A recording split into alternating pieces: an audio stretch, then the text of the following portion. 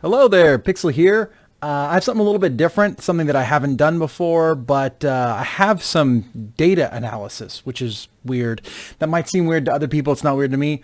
I'm actually a data analyst in the real world. I don't just play video games. So yeah, so that's my main gig, and I'm paid pretty well to do that. But interesting thing happened the other day. So I was on Twitter couple days ago, and I follow Metal Jesus Rocks. If you don't know Metal Jesus Rocks, he likes a lot of retro games. I'm a big fan of retro games as well, but he had made this tweet talking about how there was some sports game, NCAA football 14, that he's seen the price go up on, but also he's seen prices go up in general. So what I thought I would do then is take a look to confirm if that is actually true. So I went to price charting. This is the website price charting right here. And the first game I looked up was Chrono Trigger. For some reason, that's always my go-to game when I want to look up, how's the retro industry looking. And I saw, it's been up a little bit. So back in 2010 or so, you started to see numbers go up for retro games, particularly like Super Nintendo type games. They went up quite a bit. In fact, they doubled over that period of time. But if you look forward all the way up to about January, something very strange has happened here. So this gave me pause. I looked up a few more games and I decided, well, maybe I need to do a big random sampling of games to see what the prices of various types of games have done over the last few, let's say 6 months since this big health crisis has happened. Let's see if there's some sort of trend that has happened as a result of this health crisis. And, well, here's my results, I guess. So I use Tableau at work, and I've created a set of data and a big workbook here that has a few different views. That's kind of different ways to look at the data. And I sliced up all these different games, all the prices from these games. So what we're looking at here, what I gathered was January to July of this year only, because as you saw, let's go right back to that price chart. You can see here, and this holds true for most games, the change in price really began right around January, February, March. There's this weird, you can see there's normal variation here. It kind of bobs up and down. And I'll say Chrono Trigger is a very good example because a lot of games look like Chrono Trigger. So this holds true, but not for all games. And we'll get to that in a second. But then you see a big spike here, a big spike of about 50%, which is super weird. So let's go back to my analysis. You can see the different games are all different lines here. The color of the line is the system that it belongs to. And yeah, that's it. The couple other little things is I only got a couple different portable consoles. And so we'll talk about the difference between portable and home consoles and how that data shook up. This is also, caveat here, this is not a scientific study. I didn't randomly sample these. As a matter of fact, the PS2 results are going to be a little bit swayed because when I went to go grab games, I was looking up games that sold the best-selling games of each particular console. And then I picked a variety of games. Like, for instance, PS2, it was all Grand Theft Auto, so I picked one Grand Theft Auto game, excuse me, and then I went on and grabbed, a couple other spackling of games. But I also picked up a couple of my favorites, games that I know that trend interestingly in the retro prices and the used prices. So you can see here, you can see all the different systems, and this is gobbledygook. Doesn't make any sense right now. You can see Earthbound, you can see Chrono Trigger, you can kind of see Mario Sunshine. If I were to click the systems here in the bottom right-hand corner, you can kind of see them, makes them a little more salient, but you still can't read the labels. So what I have to do is actually sort by the consoles. And again, here for Game Boy, you can't really make out too much that's Pokemon Red and Link's Awakening. But you can see here, let's look at Link's Awakening. In January, it was 2364, then went to 1770 in February. There's a lot of games that did that, went from January to February. My suspicion is that January has a little bit of holdover from Christmas. There actually is a little bit of a bump, even in the used game sales, the retro stuff, because of Christmas. And so January has a little bit of a bump, and then it just drops down like a rock. So you see that's true with Pokemon Red here as well. It's at 2158, goes down to 20. I'm not sure if that's significant drop, but it is a drop. and then they both rocket back up. Well, the Link's Awakening begins to go up and then rockets in April, and Pokemon goes up at $25 from $20 in March.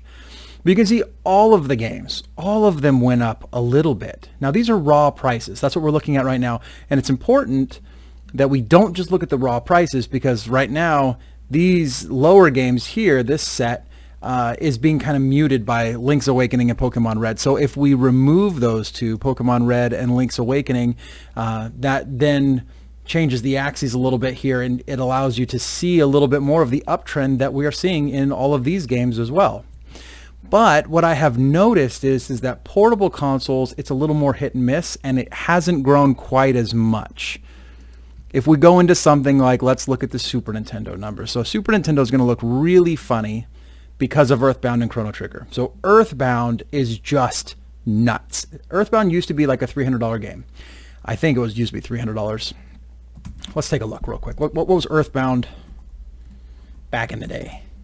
Earthbound. Okay. So I'm wrong. It was about 200. So it got to about 200, and then it's been kind of falling. And the reason for that is the Super Nintendo Classic, and there's been other ways to play it. There's also been a loss of interest a little bit in retro. Numbers have been kind of falling a little bit for about a year or so, which is good for collectors.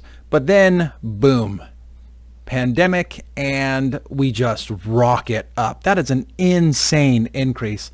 An increase of something like, 50%, almost 50% increase, which the raw dollar value is amazing for that one. So it, again, messes up our numbers. So let's go ahead and remove Chrono Trigger and Earthbound so we can get a good look at what's going on with these other ones.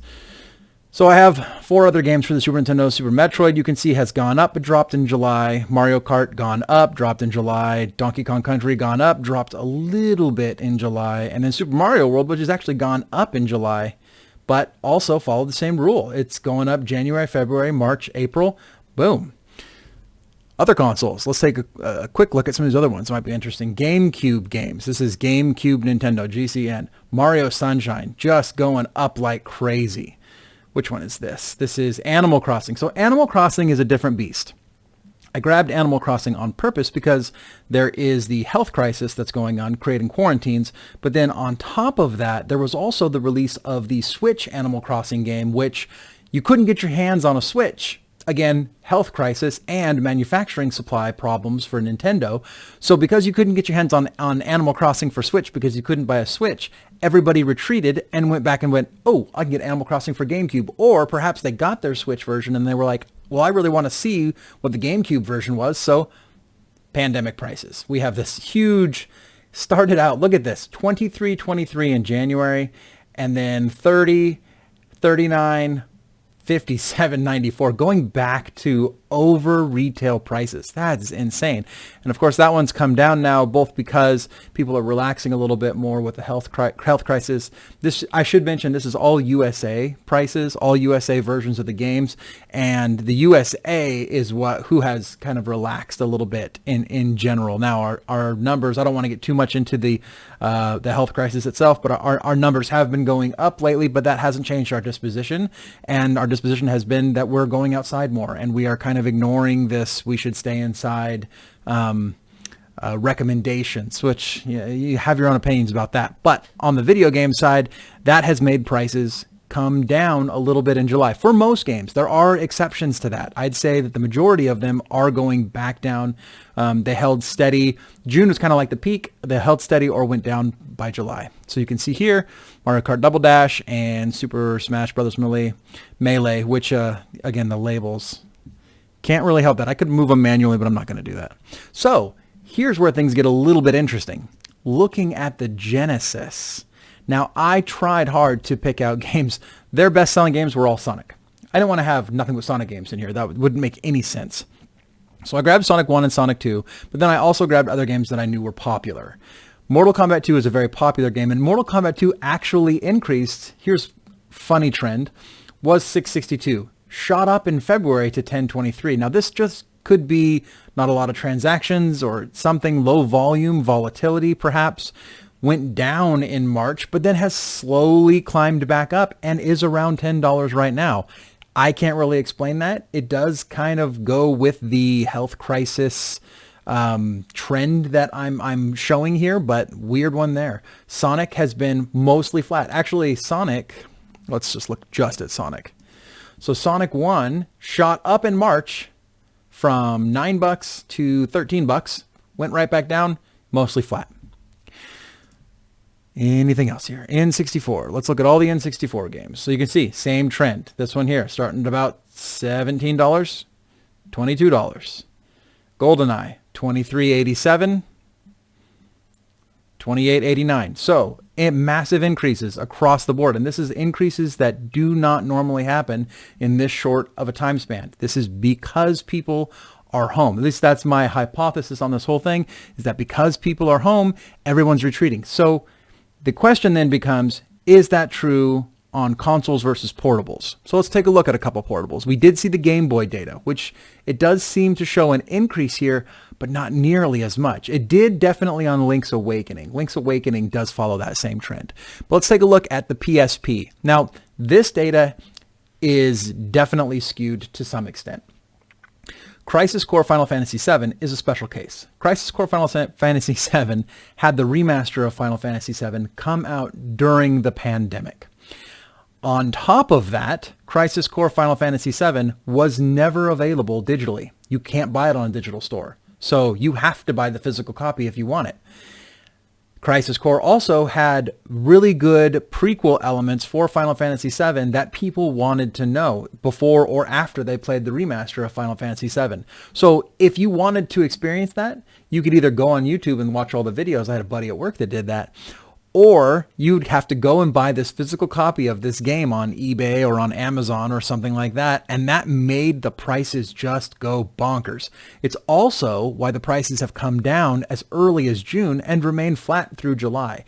I would imagine that Crisis Core's numbers will continue to go down. Hopefully someday this will actually come out on another console. There's never been a remaster of this game. There's never been any digital distribution of any version of this game at all. So if you want to play this, you either have to resort to some kind of piracy, or you're going to have to go grin and bear it and go find it in the third-party market, which is just unfortunate. So let's remove that one, because that one is a bit of an anomaly, but definitely does do the trend of the health crisis here. We also have Liberty City Stories. That went up quite a bit. And God of War Chains of Olympus. Now, God of War Chains of Olympus, I can't really explain, because this game is available on the PS3 in a remaster, and it's a superior version, if you ask me. I've played this one, and I don't know, I didn't see any problems with it. I liked the PS3 version better. It was nice and smooth in comparison to the PSP version. The PSP version was good, don't get me wrong, but, you know, it's cleaner, it's better, it's HD. People are buying it. People are buying it in the face of needing to be home. Interesting, though, was Monster Hunter Freedom and Ratchet & Clank Size Matters, which both of these games I don't think were available anywhere else. Size Matters might be in a collection somewhere. I'm not sure. And comment in the comments, correct me if I'm wrong, that this isn't anywhere else. But they're both flat, and it wouldn't matter if it was in a remaster, because God of War Chains of Olympus bucked that trend. It's in a collection, and still it's in a HD remaster. Still popping up like crazy. So you can see portable games, there is a little bit of variance in which ones go high, which ones don't. I did notice there's a number of games that I didn't capture in this analysis that were portable games that did stay flat, and I was looking for were there ones that went up, and I grabbed a couple of those. So there was some cherry picking that went into the portable systems. They're not responding quite like console games that are retro. But more interesting is this PS3, PS4 category. So I didn't grab a ton of games here, and I didn't grab any Xbox games. I was mostly picking consoles that have games that I am very familiar with their prices and what they've done in the past. So you can see for these 5 games, and I mixed the two up because I didn't want to keep having to grab more and more games. It took a considerable amount of time to build this data set. Final Fantasy 13, oddly, has gone up in price. I can't explain that. I can't explain why that one went from about $5 to all of a sudden worth almost $7. That is a significant, increase, regardless of the fact that it's a pretty cheap price. Metal Gear Solid 4 and MotorStorm both also had very modest, minor, negligible rises. Horizon Zero Dawn and Uncharted 4 both saw some periods of being down during this same pandemic period and are up a little bit now. So it's a little difficult to say that they're doing anything of any significant as a response, but I would say, again, hypothesis here, Horizon Zero Dawn and Uncharted 4, those are available digitally right now on the PS4, and also they're not going to respond in the used market the same way because they're widely available to be purchased everywhere. I mean, these are greatest hits games that you could go to Target and buy. You could buy freely on Amazon. I don't see why their used price would move around a lot because the supply is still all there. Final Fantasy 13, I think that's a little bit of an anomaly. I'm not sure exactly what's going on with that particular game, but MotorStorm and Metal Gear Solid 4, they saw very minor, modest rises. And I think that's because when people retreated into, and I grabbed MotorStorm and Metal Gear Solid 4, particularly because I don't think that they either of those have re-releases. Same with Final Fantasy 13. Final Fantasy 13 is available on PC, but this is the PS3 version that I was grabbing just to see what PS3 did. So I kind of expected this to be the case, that people didn't retreat really quickly to the very most recent generation of games. It seems as though they retreated to a couple generations back. What I probably should have done is grab some additional Switch and Wii U data, but I haven't done that here. So let's take a look at this a couple other ways. And I have two different variance views here.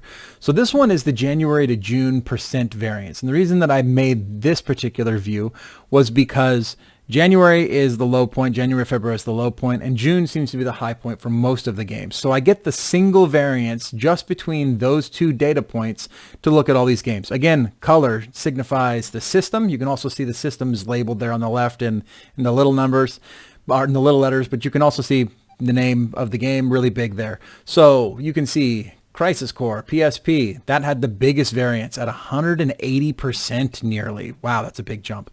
God of War Chains of Olympus, 115%. Now what's really cool about this view is we can kind of poke over here at the systems and you can see which systems were the ones that had collections of games that varied more or less. PSP was split, and I looked at a few other games other than the ones that I collected here. This is true about the PSP. A lot of games varied very little to none. A few games varied a lot. Super Nintendo. You can see there's more of a similarity in the Super Nintendo's games. My guess is that the Super Nintendo, kind of more across the board, raised approximately, what's this, 50%. You could see Earthbound raised up 70%. Oh, of course, I can just label it in 71%. There it is. Super Mario World has gone up 50%. Super Mario Kart, 50%, 47, 36, and 26. So right around that 50% increase. Very, very interesting. PS2. Now, PS2 was another console that there was a number of games that had very little variance. Grand Theft Autos were all about the same. I grabbed Final Fantasy X just to see what a Final Fantasy was doing, especially one that has a lot of remasters. Well, there's remasters on a lot of different places. You can get it on a lot of consoles these days.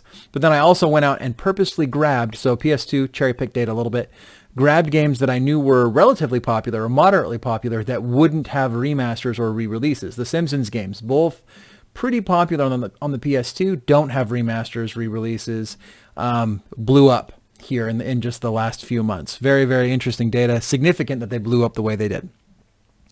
NES, here's some NES prices. Again, they're kind of hovering around 25% or so. And you can see, again, they're kind of real close in comparison to some of the other ones like the PSP.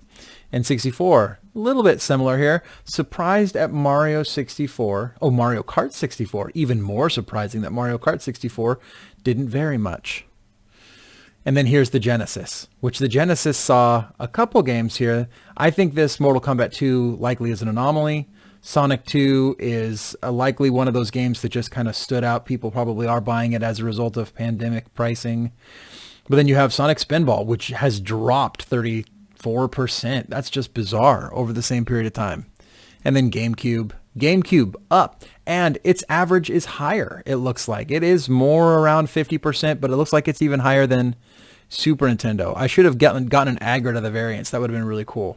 Finally, the last view I wanted to take a look at here was this is variance from January. So this is a timed variance. What this means is that it's every month.